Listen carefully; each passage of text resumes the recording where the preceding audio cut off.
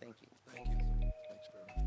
Thank you, Supervisor. I'll brag on you in a moment. Just want to thank everybody that's waiting for us to conclude this press conference to get ready to move into phase 2 of this debris removal. As you know, this process over the last 35 days has taken many different shapes. The first process, the most important process, was this DINS process, doing the disaster assessments, just the basic assessments. That was a process that we were committed to getting done in 15 days. They were able to actually achieve even an earlier result in terms of getting all the assessments done. We moved forward with the first phase of removal, which is hazardous waste, with the EPA in partnership with many state and local agencies. There was a stretch goal of about 60 days to get that process done. And as the supervisor said, working with Bob Fenton and others and FEMA, there was an assessment done that it's possible to achieve that within a 30-day footprint. And now there's 1,300 people on the ground that are committed and resolved to getting that done. 65% of that first phase will be complete by the end of the week. The hazardous phase will then move into the second phase, which is the phase that is officially currently beginning today here, not just in Altadena, but also in the Palisades. This process will include the Army Corps of Engineers with their subcontractors, or rather their main contractor, their prime contractor, ECC, and their subcontractors, many that are assembled right behind me.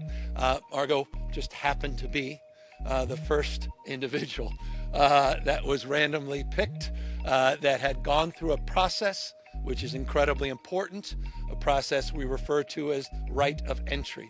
It's a process that is a responsibility of all of the property owners by March 31st to fill out forms to allow us to begin to batch those right of entry applications and to begin the process of debris removal at the scale that is required to reach our next phase goal. More on that in a moment. We currently have, Bob estimates, around 7,500. I have 7,353 ROEs that were submitted at least last night. Only 315 have opted out of the Army Corps doing the work, meaning the vast majority of people have decided to get this done. It's done for free. Anyone that wishes to have the Army Corps do the work and their contractors can get the debris removed for free. They'll bill your insurance if you have it, but anything above that insurance is taken care of by the contracts that are put into place. I make this point to make an important point. Last night was the first night we saw only a few applications for the ROEs. We need to keep that momentum going. The last day is March 31st. And Margot's testament of the incredible imperative and importance and the potency of filling out those applications, working through some of the logistics of whether or not you want your foundation or not, and how you want this process to unfold, that we can get that done. And remarkably, and this is important, and I'm speaking a little out of school, Margot, but Margot's already working on her phase 3, which is the rebuild. All of this, again, stacking concurrently. Phase 1, concurrently stacking phase 2. Phase 2, now stacking with the work the supervisor's done to expedite permits, one-stop shop, the state overlaying their efforts to expedite any waivers as it relates to some of the state impacts. And so she's got her architect already out here. They're ready to submit the plans in the next number of weeks. They're going to stress test the one-stop permitting. She put us on notice on that. And in a matter of weeks, 6 weeks, 7 weeks, we hope folks are out there starting the construction phase. All of this is happening concurrently. It's not just 30 days and then we begin the next phase. It's not just that next phase and then after 6 months, 9 months, or a year, then we begin construction. All of this is happening concurrently. It's happening at the same time. And that's incredibly important that we reinforce that so people understand the opportunity here and the hopefulness that I hope people can feel from Margot's own statements, but the optimism many of the neighbors now feel that it is possible to rebuild, and rebuild better, rebuild more strategically, rebuild with redundancies as it relates to life safety in mind, the infrastructure, the utilities, all of those investments, the life safety, but the materials, the kind of architecture that needs to be done here to make sure these are climate resilient structures and then we don't have a tragedy like this unfold again. 35 days from the initiation of the fire, but not 35 days since the fires were contained, just weeks after the fires were contained. This is unprecedented in California history. Let me give you a specific example. This is twice as fast as the Woolsey fire debris removal, the fire in 2018. Faster still, even compared to Paradise. And that is a long way of saying what Supervisor Barger was saying. Thank you, Supervisor, for cleaning out all of the bureaucratic thickets to help make that possible. I want to thank all of our state partners. I want to thank the EPA and their representatives for doing an extraordinary job to date. Still 65% at the end of the week. We got to finish the job. To Bob Fenton, there's just no one better, period, full stop. And FEMA's just, you know, there's a Hall of Fame for FEMA, and Bob is going to be the first vote into that Hall of Fame. We are blessed. And to Lee Zeldin, the EPA, and to, as Catherine said, she's absolutely right, the president.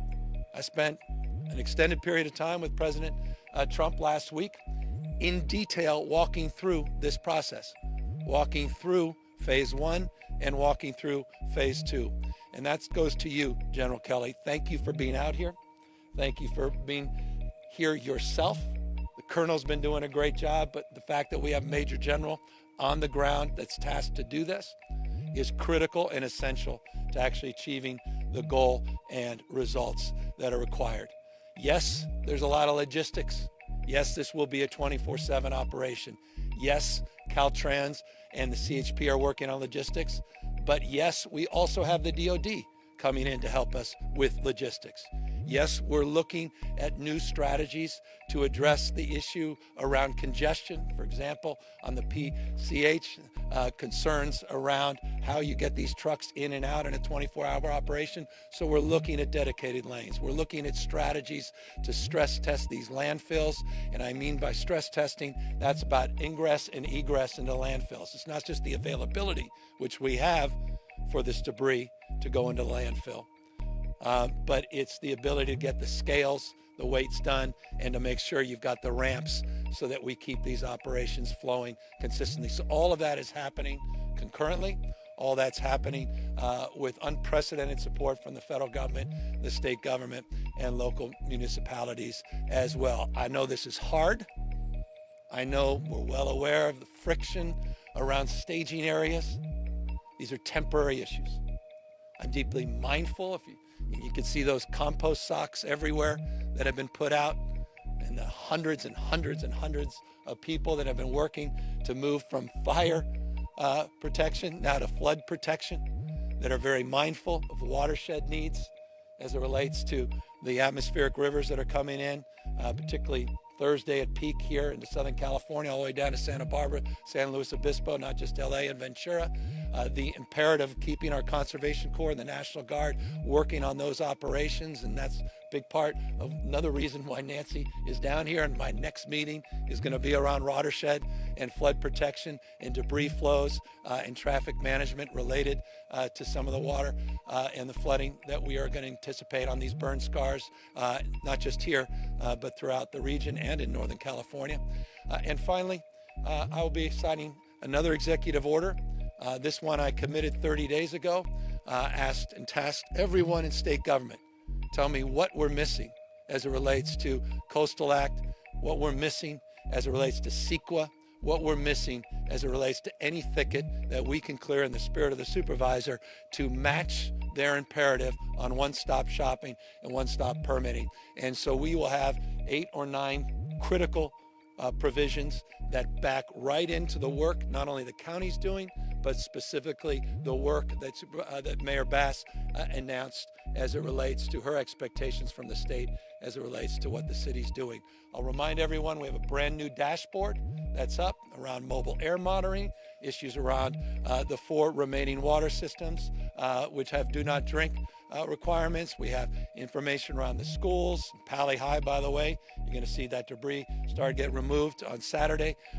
They'll be down there moving heaven and earth to get that done. All that information is populated in real time at our ca.gov/LA Fires website, ca.gov/LA Wildfires. And I'll remind you on that site, it could direct you. First time in California history, we took these DRCs and we made them virtual. So you don't have to physically go in to a disaster recovery center. This just went live a few days ago.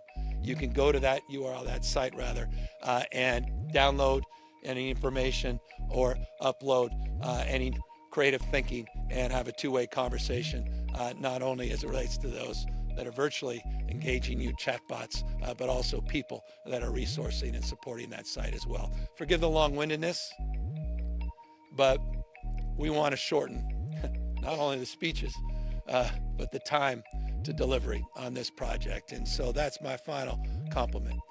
We just said hello to all the folks that were out there, and they said, keep it short, because we got work to do.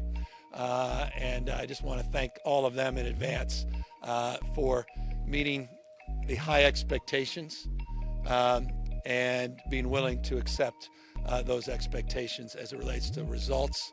So we do this quickly and safely so people get back into a community that's more healthy and resilient than the community that was devastated just 35 days ago. With that, we're all here to answer any questions. This is what they do. Last week, obviously the rain was a little bit less impactful. We're expecting more precipitation as it relates to this effort, but they've been out there, and Nancy could talk more specifically about all the Conservation Corps hand crews and all the work that we're doing deep with our own state water agencies, working with local agencies, debris as it relates to ocean concerns with the county as well. Issues obviously on pre-positioning. We have hundreds and hundreds of people pre-positioned, rescue teams as well, all across the state. But it reminds us the imperative of needing to remove these sites. I know there's some people that want to delay and figure out staging.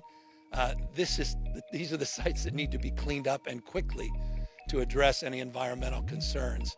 And so these sites are protected with what we refer to as those compost sleeves. You'll see those green sleeves or those taupe sleeves all around. That's among many mitigation strategies. And Nancy, maybe you want to add a few others, but this is top of mind. Yes, so right after the fires, we pre-positioned some watershed management teams to come in and make assessments about the risk areas in both of these burn scar areas and how best to mitigate some of the flow of debris and mud that we could stop.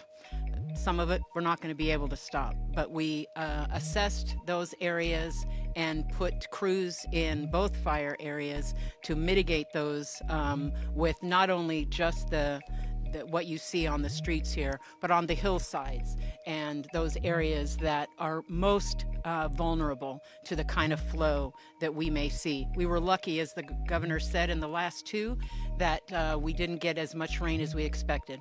We expect a bit more this time, and so we are having those crews stand by as opposed to demobilizing them, and so that they will be able to pivot and work on any areas that we see that become risk areas over and above of what we've already identified. Major General, this is not going to slow down your work, right? No, sir. And I mentioned my other duties. The Los Angeles district is very active in this space as well. So there are things that we are doing to make sure that we're in overwatch, making sure that the work that we have to do, thinking about the staging areas, but we are active and getting after it and anticipate no impacts.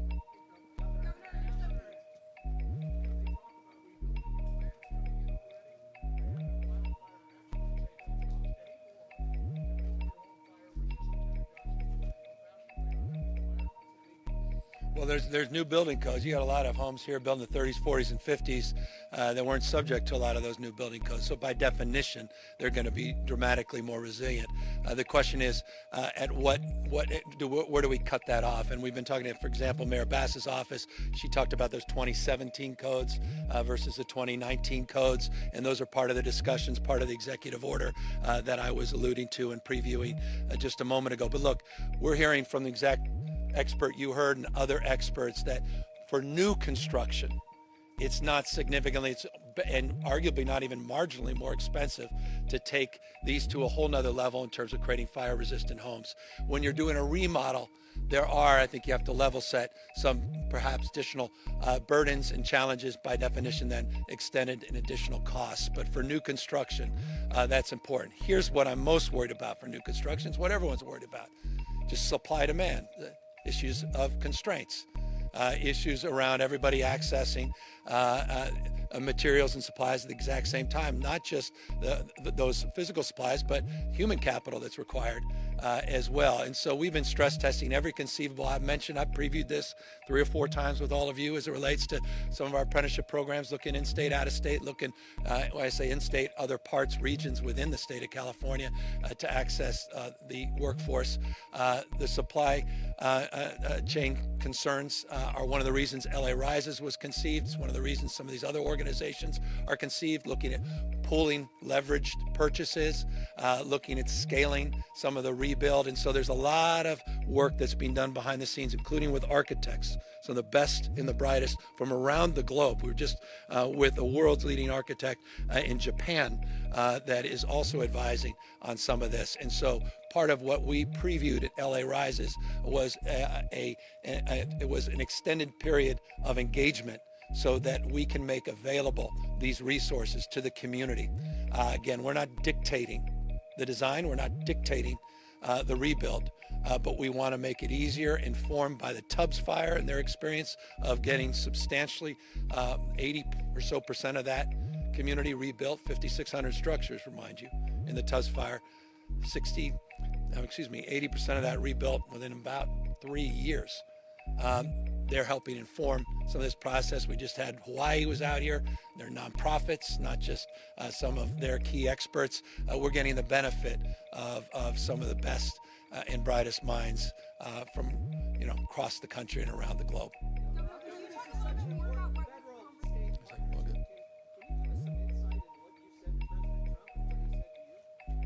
Well, we had an extended conversation about the recovery, and he, I couldn't impress upon him more how grateful we were for the work the EPA was doing, and how that work was accelerated, and how that work was coming together.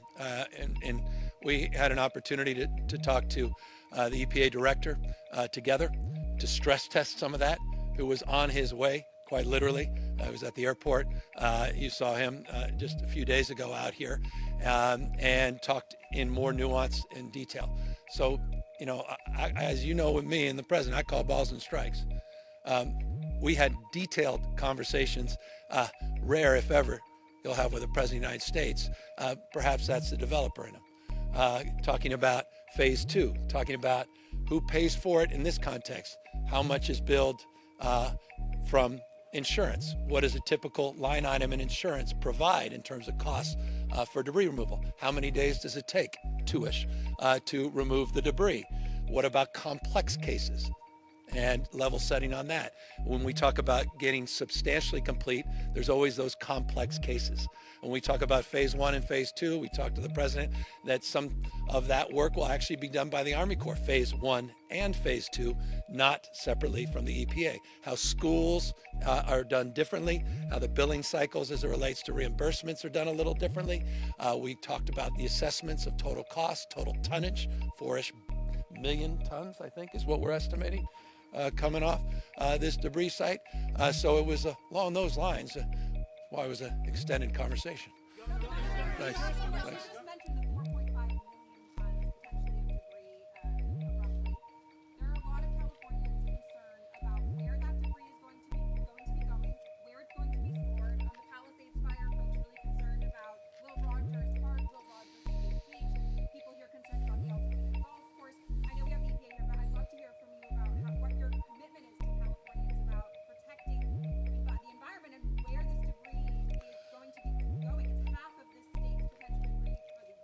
So I appreciate the question. I appreciate the sentiment behind the question as well in terms of related concern, and we're addressing that. I know local representatives more so, in particular, community meetings and the like.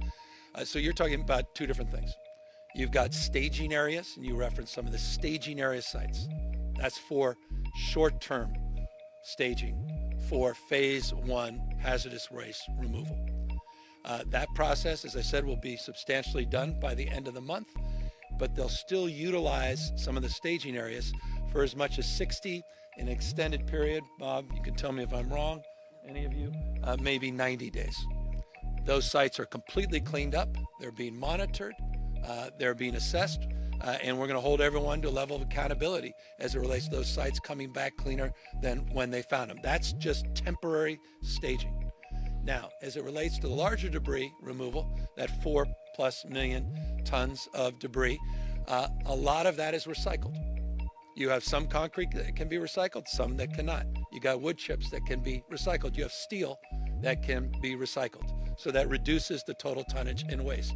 We have identified all the facilities. The Corps, Major General, has identified all of the landfill sites, and there's availability in those sites. The challenge now is just logistics as it relates to ingress and egress and scales, and that's why the DOD is coming in, and that's why Caltrans and CHP are part of this, because again, this is a 24-hour operation. If we're going to get this done and we're going to do justice to the commitments that the President's making, the state and local government want to meet. And as it relates to that issue, they're met to the highest levels and standards, and let me reinforce that. There are a few states, it's one of the reasons you love California, some people are frustrated with California, is we tend to do more than most other states as it relates to issues like protecting public health and related issues associated with soil sampling, as it relates to issues of air monitoring. We have our own California EPA that is supplementing a lot of that work, including the mobile air monitoring that we're doing as it relates to benzene and arsenic and lead, that we're also populating on that website and making transparent, that are supplementing the work the US EPA is doing in some of the local air quality districts. So it's supplementing all of the regional, local, regional, state work and federal work, and making sure we're transparent and accountable along the lines of your concerns and questions.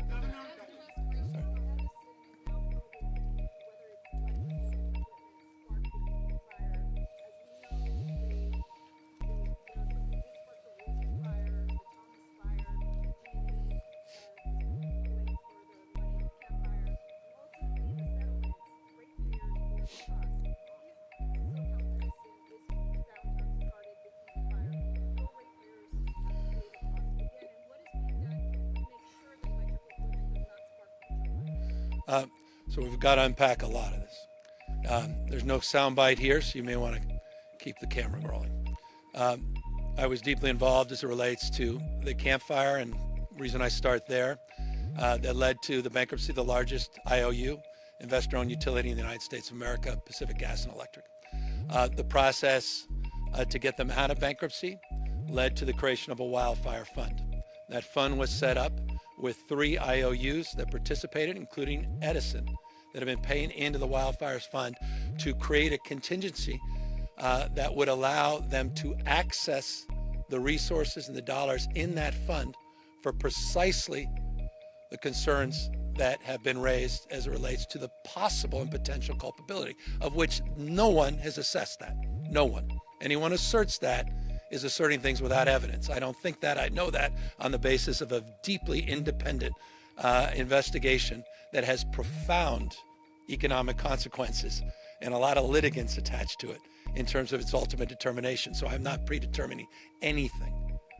But in the expectation of another major wildfire occurring, SB 1054 was created, this wildfire fund, that has up to $21 billion of claims paying resources.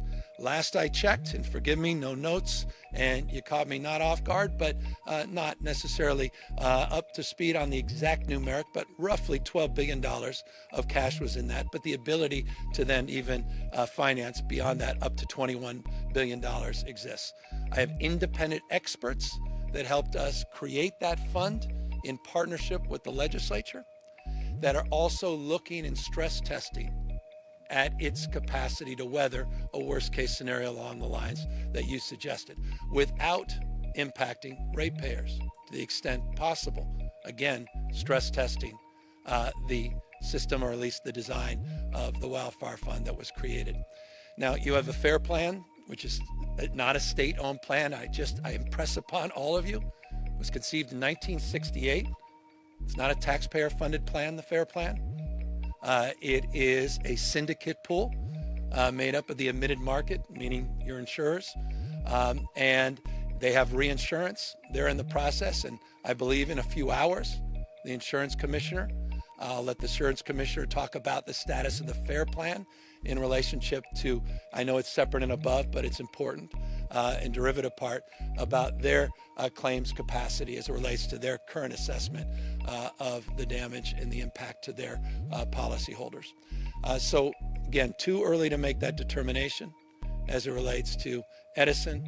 If there's a determination of responsibility, culpability, their relationship to that fund exists. That is not the case in LA with their utility. They were not part of that fund. And so that's a separate question as well, which we're also gaming out and stress testing.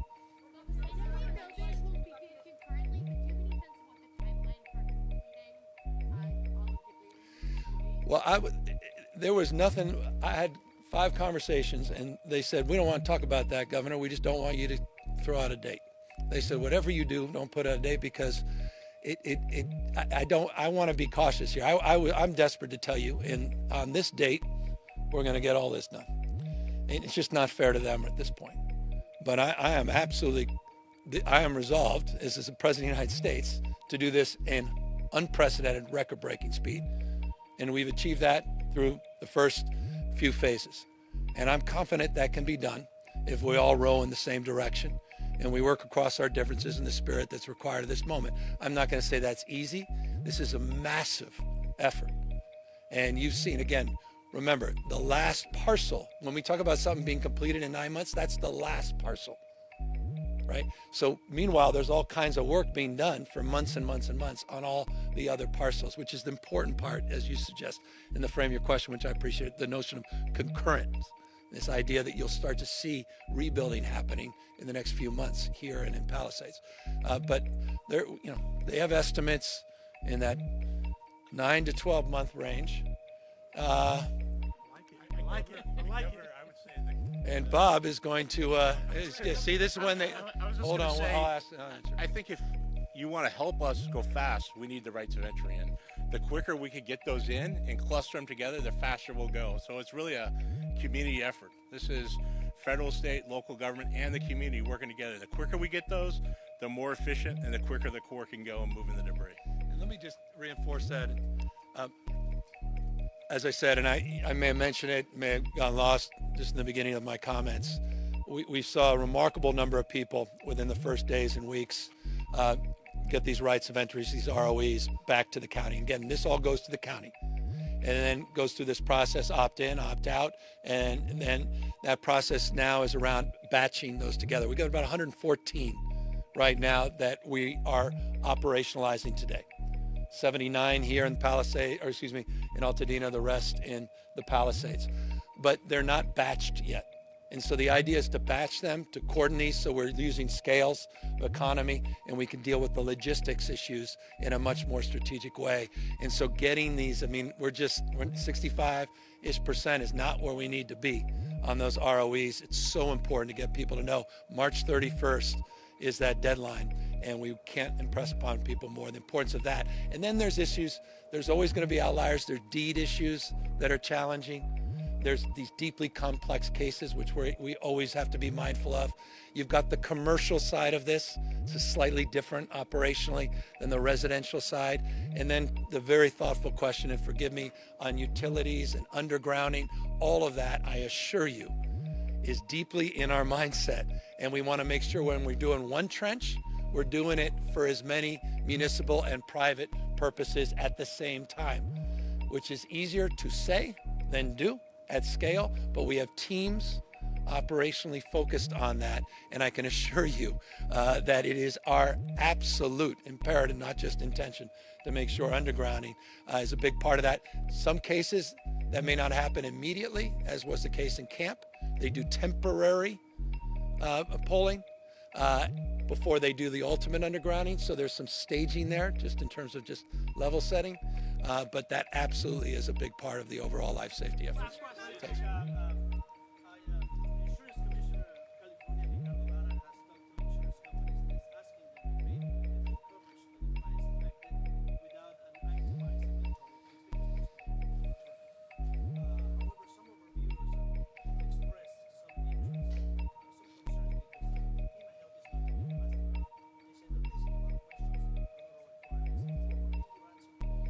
Well, Bob, you want to take the FEMA side?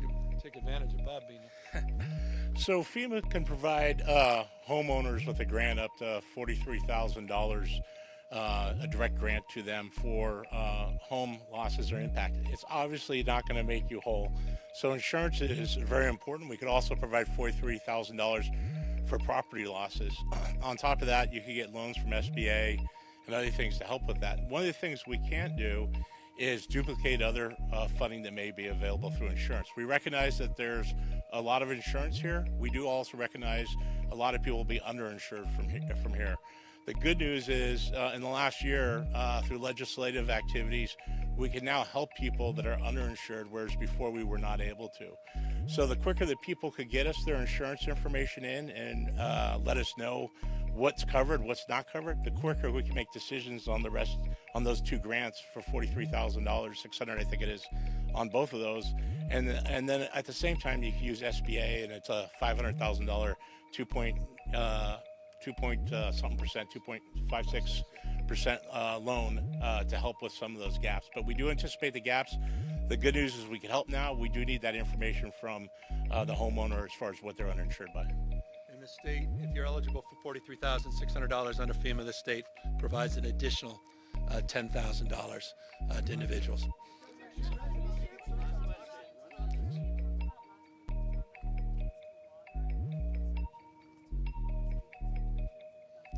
Yeah, well, that's a separate topic, but maybe not. It's maybe related for different reasons.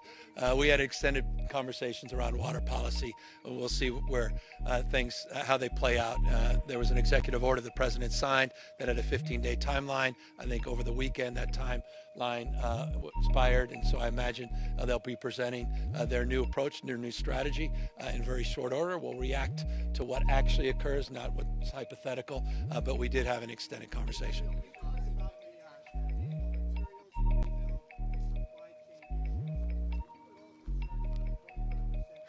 Of course.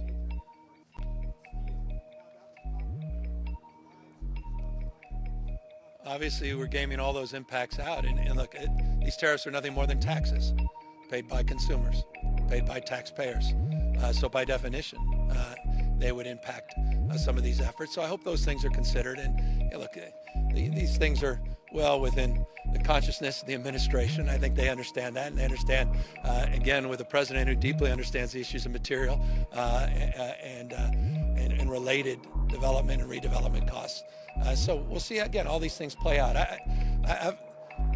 Fire and fury signifying something, nothing, situational, negotiating strategies.